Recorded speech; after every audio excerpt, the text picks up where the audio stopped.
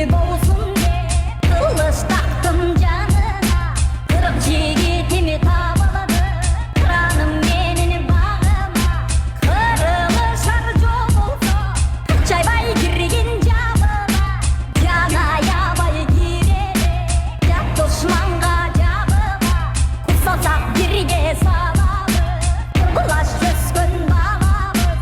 Kuruştu bolsak bağımız, batırdık hakkı alamız. Eş düşmanga korgulamayız.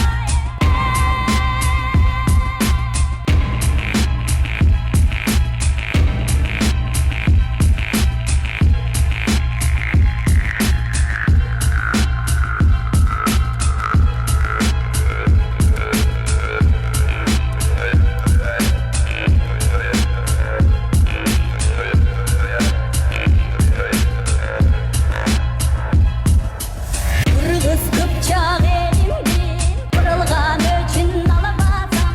Kırçıldaşıp kalmağa, kızıl kırgın salıbasam. Kurman bek atı maqtangan, kurusun menin dağazam. Kamınalı jigitте, karatanday kalmağa. Ört жалындай күчменен, өткөнүштү алмаğa. Өксүгөн элдин айынан, өткөн күнгө мен капа. Туулган элдин убагы, мени кантип уктатат. Мындай ишти ойлонсом